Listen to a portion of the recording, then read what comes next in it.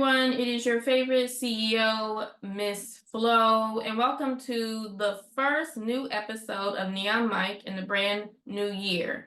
I hope you guys had a wonderful vacation. I know I did, but now we're back to the grind and giving you more conversations that glow. My special guest today is someone that I met at a Plus Ultra party. Shout out to Plus Ultra Entertainment for throwing another great shindig. It was very nice. It was a vibe. If you could go ahead and introduce yourself. All right, so my name is Malik, and honestly, follow me at Malik Mosaics, and that's all my companies there. So I got a clothing brand, I got a digital custom brand, also do nonprofit work, charity work. So basically, just follow that page, and you'll get all the info from that. Oh, wow, you're quite an entrepreneur. Yes. Do you mind telling me, how did you develop all of these businesses? Easy. So it started with event planning in honestly high school. So I was part of the student government. They really wanted me to hey, do this. I'm like, I don't want to, but they made me president of the school anyway. Nobody ran for it. So there I decided, okay, if I gotta do this job, let me do it to my best ability. So I started event planning. And from event planning, I did event advertisement materials. And nobody was making advertisement materials how I wanted them. Like I would pay people and they was just making them the same. And with me, I obviously you see what I'm wearing. I don't do anything average. So I wanted to learn how to do that myself.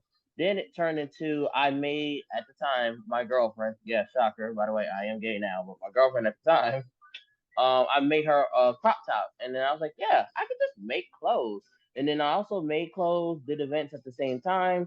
But right now, I'm trying to kind of shift into more what the gear is giving us. Because DC is a crazy climate right now, and I really don't know where it's gonna go. And profit wise, I don't know if I need to focus on my energy in 2024, either in DC, Virginia, or Maryland. That's the blessing and the curse about being in the DMV area. It's like one market will be good and another market will be bad, but you waste too much time in either market, you're playing catch up for the whole year. That's interesting. What do you think is causing the market to be so unpredictable? Oh, well, honestly, it's like DC doesn't understand their core audience. I'm gonna go one by one, so I'm not gonna sing any territory out. DC has a problem where it doesn't have its own identity. DC used to be Chocolate City. I don't see any chocolate. And then now it's like DC now has the LGBTQ community, and we just got a space like late November where it's the only black owned lounge in DC, gay lounge that's black owned. So it's like they really don't. They're trying to impress the group of people that really don't want to come to DC due to crime and shoplifting and all this other problems, and then stuff being taken away from them. And all my friends is like, hey, business is down since COVID, and that's another factor to where the event space industry and the events club industry doesn't understand that people had a year to sit at home and try to find ways to make their own time at home fun. So you just can't jack up the price of a cocktail anymore. And hey, yeah, come to this bar, happy hour, like $13 for a shot of Casamigos. But I go get a good bottle of wine for six and go watch Netflix. Mm, So the issue is that DC club owners, DC club promoters haven't adapted to the fact of where they got to think about the customer. They don't. I That's the reason why I'm not in the scene now doing clubs and stuff like that. I did a lot of clubs over DC over my time being here. I've been here since 2009. So it's like I met these people and done stuff with these people. They don't change their formats. They don't change their stuff. Now, like I want to say is that I can't remember the name of the lounge right now, but the black owned lounge. Trust me, you Google that, you're going to get the name of the lounge. But they are starting and they're doing stuff and they're doing the stuff that I suggested to all these other club owners, and they're wondering why they're breaking good and breaking even so well and so quickly. It's because they're catering to the individual. They're catering to the group of people that mm, they want to serve. Like you can't have a group of people and you don't know your target audience. These mm. clubs don't know their target audience. One day they want to be strip clubs, one day they want to be bars and lounges, the other day they want to be weed spots. It's like y'all got to make y'all mind up because people don't know where to go when to go. That's a fair point. I think when you're starting a business and you're trying to find your customers, it's I know for me, it was a struggle to find my niche because, I want to do almost everything. All right. So, how did you find your market in DC? So easily, I did a try everything approach. So whatever people are fans of, I already have that product made. Or with the blessing of being a custom based business, you can just message me and say, "Hey, I want this on a shirt," and I'll go ahead and make it for you. And then I'm very, very, I want to say detail focused, but I'm also not in my own head as a designer. And that's what graphic designers need to understand too, is that yes, you are a good artist, but you also remember are making something for a wide base of audience or a single person. So you need to take consultations. I don't understand why most people I talk to is like, why you take consultations for your graphic designs? I'm like, so I know what you want. Like that's the first thing of a custom business. That's the first thing of any type of business, honestly. If you're doing graphic design, you got to know what the customer wants. So I sit down one on one with the customer, talking like we are now, and it's like just get to know the person, get their likes, get their needs, and then I rather serve one person at a time than like 100 people at a time because those one people can tell 10, 20, 30, 40 people, and then that's my way of doing my business. And as far as like advertising funding, I switch it up. I don't pay for ads. And like, that's a death note in most businesses. But no, I use that money to give people opportunities and give them a platform to speak for themselves. Like that money that I would use for ads, say if I release one shirt about, I don't know, Wendy's, and then I make money from it, and then I pay it forward into ads.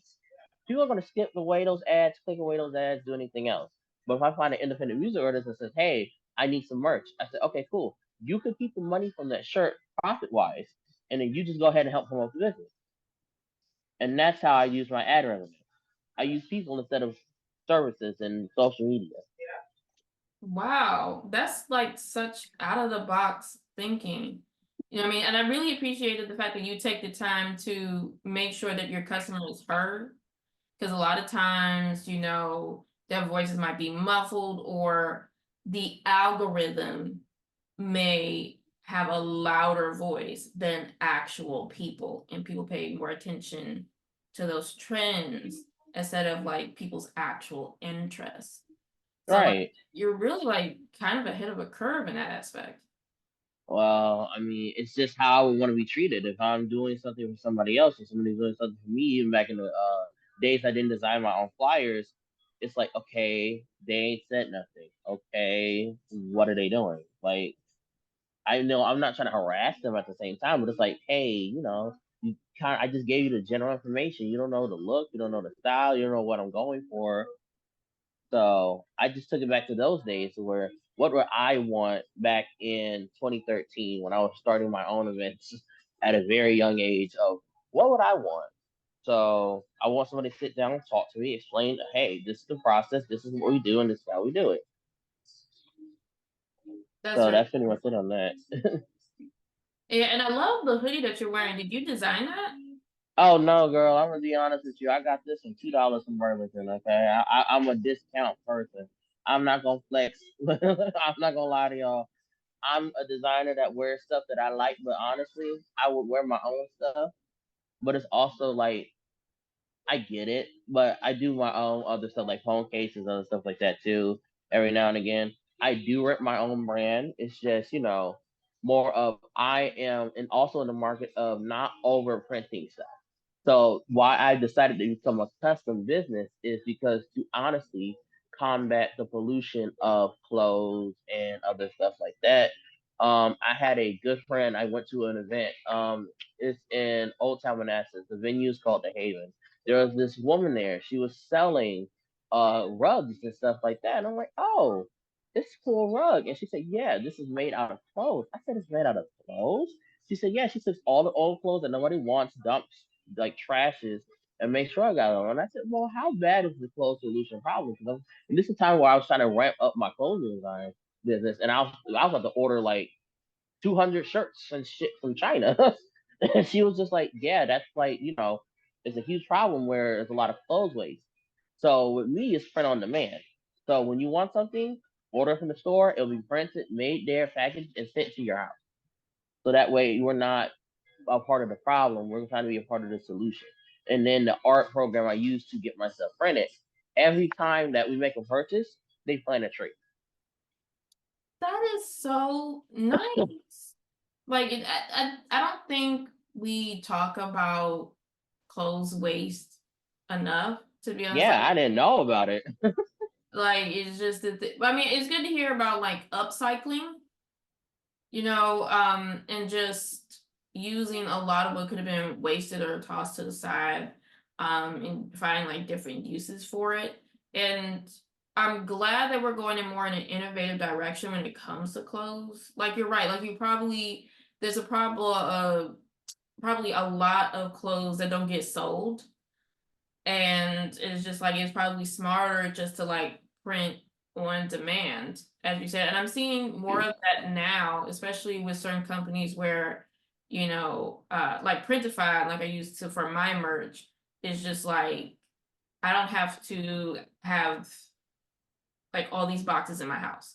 You know what I mean? Right. I can just set the store online when somebody's order, the company makes it and sends it directly to them. And I think that is the new wave to prevent not just clothing waste, but any material waste. Right. Even then, I can even go in more detail. I have friends that work in like stores and stuff like that were closed on sale. They are literally ordered to either destroy it or throw it out. They're not allowed to give it away. They're not doing anything. They're basically like Dunkin' Donuts when it comes to their food. They're not allowed to do anything with those clothes. And I'm not even talking about like your average t-shirt from Walmart. I'm talking about like Nikes, Jordans, Louis Vuitton, Burberry. You're not allowed to give away that stuff. That seems such a waste because like they could at least donate it to like the Salvation Army or like homeless shelters. Like there's and people that see, really, I mean, I had the same idea, but I understood. I don't like it, but I understood why, and I know why they do it like that. Because you think about it, right? You think of Louis Vuitton, Michael Jordan shoes, Jordans, Nikes, Burberry. You think of those brands as luxury brands, right? So if mhm. you see a homeless person wearing it, again, not my views, just how the company thinks, it devalues the product in their eyes. Because you got to think about it. That's why they have athletes, sponsorships, other people wearing their clothes to up it in value. So if they see somebody that shouldn't be wearing it, in their opinion, it's an issue for them company wise. Because let's say if they donated 3,000 Burberry scarves to the homeless, right? Then they're gonna be like, okay, it's a good PR move. When the long term is gonna, in their heads, devalue the brand because okay, like, well, why do I gotta buy it when eventually a homeless person get it? I can find it somewhere else. So it's a double edged sword with this whole issue, and it's like I want to be a part of the change because the thing is, I want my clothes to be luxury, but I want my clothes to also be expressive, but I don't want it to also draw a value. I don't know if you're familiar with what happened this weekend with the Stanley Cups. I don't want that to happen in my company, where people are running through. Okay, so they're Oh running yeah, through. I saw. Yeah, I remember it was like people just yeah. rushing and getting all of these. I didn't understand the big deal about the cups. It has to be this like brand name thing. Like, does it It's a mix the limited drink for it's a you? limited run. It's a limited run, and it's like there was Starbucks, Target, and Stanley. So it's a collective item, and then they're hoarding it to make it more valuable. The Like people Beanie are, not the Baby company. Yeah, for that's cups? crazy. Yeah, I'm telling you, Is it like a special like fan base type of cup or is it a plain cup? it's a plain cup, but I'm sorry, I'm a comedian at heart, so I ain't trying to get you in trouble. But Stanley's demographic is the same demographic that goes to Starbucks every day. Go get their little drink and go sit down and think they are the richest people in the world. That's the difference. And now teenage girls, because again, things that are valued in society, they won't because it's all pink cups and stuff like that. So I don't never want to be that. I want to be a clothing brand that has art that's wearable.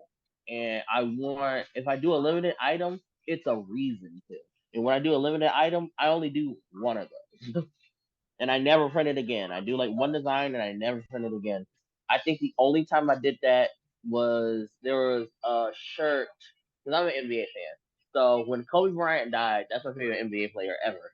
I did Mhm. a one-on-one shirt, and then they was doing a charity for the Mamba Female Academy where they train young black youth females to play basketball, and they was trying to keep the operation going because we don't know where his money was going. So I auctioned off that shirt, and I sent whatever profit we had from that shirt and what from the auction, and donated it online. But that's the only time I ever did a limited run thing, and I consider doing those things. But with the Stanley things and other things like that, it kind of scares me because again, I don't want to be part of the problem. Mm, right, because it's just like anytime consumerism is can sometimes be very toxic and problematic. It's just like people, it's very materialistic. People are like fighting over things that are not essential to living, and it's sometimes can be very barbaric. So like I understand like where you're coming from, and you want to have like high fashion, good quality product that is like for everybody. And that's a solid mission. Right. I don't care. I want everyone to wear my clothes because my thing is, if everybody wears my clothes, that's more money for me at the end of Yeah. the day. So I don't know, understand why companies are viewing it like I don't want these people to wear my stuff. I'm like, if you're homeless and you get a $20 T-shirt from me, I appreciate it. I'll buy you a meal afterwards because that means you like my business so much that you'll pay full price to support my business. I Right. don't judge anybody. I'm grateful. I got 2 orders came in the new year. I'm extremely grateful for those. And with my artistic ability, I connected with people that I honestly would probably never think I'll ever connect with in my life in different media spaces and entertainment spaces. And even right now on my Instagram, I am a huge nerd and like only a few tiny people understand. But I also love pro wrestling. There's a new up and coming manager that's like doing the independent circuits, and she's on a show on Fox right now, a game show. And I was like, hey, I'm gonna make her a poster. Made her a poster. Then I saw that she's trying to raise money for an animal shelter. I said, hey, do you want help with a post for the animal shelter? She was like, thanks, that's cool.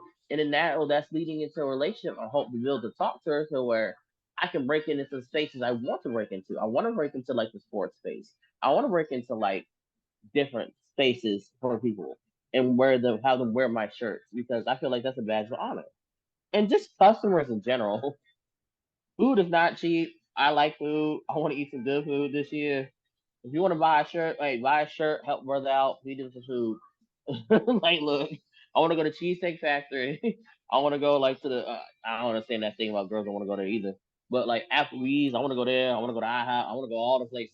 Like, take me there. Like, anybody take me to like restaurants on them lists this year, I'd be happy. You But know I what? also want to have money. I hope that your business does grow so that you can enjoy the finer things in life. Right. What do you think is like your best design that you have created? See, that's the hard part about it. I it's like I understand now when artists get asked this question and they're like they can't really answer it because it's like I love this right now, but then I can make something tomorrow, and I'm like, oh damn, that's a really good design. So let's see. I'm gonna answer this question in a different way. Instead of like my most favorite design, because I'm gonna be honest, that's hard to pick from. It's like choosing from my babies. I can't do that. I can say the most impactful design was a graphic design I did for the comedian Red Grant, and then he used that for his campaign logo. And then when opportunities came, blessings, he did stand up at my birthday party because I invited him to my birthday party, and I said, "Who said what do you want for the graphic?" I said, "Look, I'm gonna tell you right now, I'm a huge comedy fan. I don't want any money. I watched you since American Hustlers on Cat Williams' DVD. Oh, and another thing, I promise you, this will not end up like Cat Williams and Shannon Sharp. I promise. I still need you to have a platform. But I watched American Hustle and like I saw Red Grant. And I'm like, I love this comedy, and I was like, could you come to my birthday? And this is 2020, by the way, during like COVID and everything. Could you come to my birthday? Because I made it like a vendor showcase and everything, and vendors are there now, and I'm trying to help boost their businesses. And it's like the one thing I want to say is that I had comedy at my own birthday. 'Cause I did a little on the stage myself. It was like to get somebody that was on Comedy to do like comedy at my birthday. That's pretty huge. Off right. That's probably the most happiest moment I had in my life because you just don't have that stuff happen to you every day. And Right. I don't take that for granted. I don't take the interactions I have for granted. I think it's a blessing because, like, in retrospect, I don't know how to do much. Contrary to popular belief, I just have good vibes. Apparently, I'm hilarious, and I know how to design art and put on a good image. So, with taking all those skills I do have and making something out of it every now and again is such a privilege. And I look at my life every day, and it's like, I'm gonna create something. If 99.9% of it don't stick, that 1% does, I'm happy. Now, And obviously, again, I want to grow because having nice things is fun, but right. And I see that you have this ability to generate good karma. The fact, like you mentioned, like for your birthday party, it wasn't just like a party. You were like, did you have vendors, like other people come together, network, and promote their brand and sell their brand, and to also have like another big figure who is definitely making some noise in DC. I've also, and thank he's very God. approachable too. I've interviewed him like off the cuff, just like walking in the street, just to get his sides of things. So Yeah, I think like for you, like you're a very charitable person. Even when we spoke and when we met at the party, like you were speaking like you're not about profit, you're about like just giving back. Like you donated, right. you work with this charity, girl, was it Black Girls That Code? Yeah, I sent a donation to them for a whole collection I did in November. Because everybody does their cliche Giving Tuesday thing, but it's like, I really do this, so I really got to sit here and think about what am I gonna do.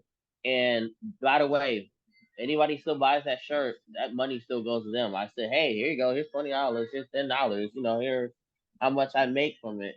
Because I don't make money from the stuff I say this is for that person. So even after the expiration date, I'm like, nah, I can't take that away from them. Why was it So, important to raise money for Black Girls That Code? oh my god. So my little sister, oh my little sister, I love that child. She gets on my nerves though, but I love her. Basically, I just want her to know that she can do anything that she wants to as a black woman, and there's avenues for her. Now, she might not understand that at 10, but like at 13, 14, 15, 16, I want her to understand that her brother will always be her advocate for her and her people. Because black women are her people. She is one of them. So I want her to understand that she has male representation to say, hey, I'm good because I know my brother has my back or whatever I want to do. And it's just very important for me to be that person that says, hey, I don't care if you're a woman, come work for me. I don't understand, like, women that have some of the best ideas I've ever heard. Not saying men don't, but I'm saying all the good ideas I've heard in recent years came from a woman. So I'm like, if you want to make money and if you want to have a good business, why are we like not treating women on the same level as men business wise? I don't get it. All they want is a piece of the pie and at the door. And it's like, well, we can't have all the money. I'm like, no, that's not the point. The point is you want to make the money. I'd rather make the money with the woman and give up whatever I have to give up to have a profitable business. That should be the point of the business. Give and take. Because if you have no problem giving that same money to a male, why would you have a problem giving it to a woman? I just think it's weird. Yeah, and I think like I've seen a growth like of Black women in the tech industry, Yeah, everywhere. You know what I mean? I've right. heard a number of young ladies and those like that are getting into photography, video editing, things, like that. So it's coming. Like we're seeing um Black girl magic in the world Right. of tech. And I think it's vital to really push that at a young age and to give them that representation. Right, because even at the end of the day, I want to even emphasize on top of it. It's like I think women coming together has been some of the most beautiful things I've seen because yeah, you say black girl magic, but even then I see all women together unifying, no matter what race, religion, or whatever, supporting each other. And it's been the most beautiful thing I've seen in my life. The program is called Black Girls Who Code, but they also have support for Latino, Hispanic, white, black. They support all women. It's And inclusive. I right. And it's so beautiful because it's like they come together with no issue. Like no issue, they have no issue. Because they all understand that we look different, but we're all going through the same thing. And That is, it's really shocking. yeah. And again, thank you so much for like supporting a program like that. Like that's Yeah. super huge. No issue. So, what advice do you have for someone that is looking to be an entrepreneur, whether it is in graphic designing, clothing, running a club? Oh, what advice I would have for them? Like honestly, I had to overcome this myself, so I'm not even gonna lie to you. I'll be a hypocrite if I don't say I experienced this too. Be okay with failure. I'm still gripping with that. Like honestly, I'm not where I want to be at right now. But at the same time, when you have those moments of clarity, when you're like, okay, well, I'm not here yet, don't get down on yourself. I even tend to do that sometimes because it's like, damn, why I'm not here yet? Like, accept failure. And I say the best advice, which is kind of crazy, but I kind of compare the same thing. Ask on date, like go out, ask for dates, go, flirt, talk, do that because when you do that, it builds your immunization to failure more. Because certain girls might not like you, certain guys might not like you, and then yeah, it might hurt, but after each rejection, you're gonna be in a state of where, well, they're missing out on something. So find a way to build up your immunization to rejection. You know, That's the best advice I can give. I have never heard somebody like make the connection between romance and business that way, but it makes sense. That I think that's Right, like very sound logic. Um, right. Thank you so much for speaking with Oh, me you're welcome. today. It was a pleasure to meet you, and I hope that we continue on with this relationship because, like, Oh, you're girl, I'm gonna see you Friday. I just need to get some money to get to the party, and yeah, then I need the to save party some money to Saturday. get to the ball. They got a ball in May, so I'm trying to save some money to Yes, get to that too. yes. Again, shout out to Plus Ultra Entertainment. This is the power of their franchise is just connecting dope people. I was gonna do something, but I didn't want to tell you it yet before you end it. So I'm only gonna tell you this on here, and then I'm only gonna announce it fully on Instagram whenever this comes out. Okay. So I have been diving into the space of audio content and fan fiction. I'm currently writing a fan fiction right now that you can probably listen to on like Spotify, Instagram Reels, and stuff like that. But it's not your typical fan fiction. It's basically we're kind of workshopping the name. We're gonna kind of play off WTF, and I'm gonna kind of give you the summary right now, a little short one, kind of leave the people on the hang of the tease. But it's if Batman went evil and Iron Man went to stop him, and Beyonce was a journalist. So that's where I'm gonna leave it at right now. Wow. Hey, That if you want to ask anything, I'll answer questions. But like that's where it is right now. please, Different characters. please send me the links. Please send me the I will links. give And you I the will, raw story now. oh my God, that sounds so amazing. And Like, it's in short format too, by the way. So it's like you could just read it and just it's very short. It's not long, drawn out. Chapters go pretty fast because people's attention span nowadays. But yeah, it's so much. I don't want to give it away, but it's such a fun project. and I'll be releasing merch with that. God, what can I tell you without spoiling anything? You know what? I'm gonna give y'all a little spoiler because I hate when Marvel doesn't do it. Beyonce becomes a superhero called the Iron Songstress, and I'm already working on that design for her own Iron Man suit on a T-shirt. Oh my God. The beehive is buzzing. I know they will. Oh my. This is the craziest thing I've ever written in my life. I appreciate my friends that indulge me when I had a little one too many. That's how I write the story. Because you can't be sober writing this. This, And, no, it's way more fun when you're not writing this. Don't drink, kids, but it's so much fun writing this story not sober. wow. I Hilarious. mean, I honestly I can't wait to read it. Please send me the links and I'm gonna send you I'm this gonna put the links right in the now. description. I Yes. the video because I, y'all would I'm have a to check it out for I'm sure. a. How about this? I'm gonna give y'all a teaser of the first couple of chapters.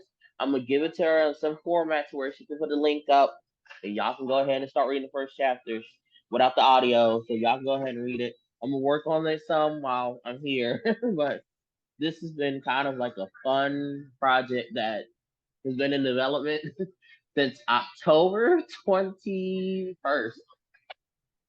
And the NDA expired because we finished and got the trademarks yesterday. Wow. Wow. That is sounding. I'm so excited for you and I wish you the best of luck on everything that you're doing. You too. You do so much too. I know your audience already knows, but this lovely woman takes the job that I could never can. Okay, mentoring young kids. Like I can't do it. She's better than me at it. So definitely, and if any, I put it like this, I'm gonna put this out here too, so it's common knowledge. If anyone needs help from anything that you mentor, or if you need help, or if the youth needs any help with anything, I am only one call away. Okay, let me know. I'm gonna see what I can do.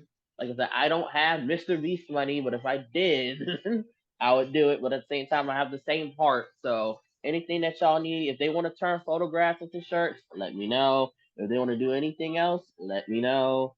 I will help them out and I will start them out, and so they don't have to go through the same growing pains that I did. For sure.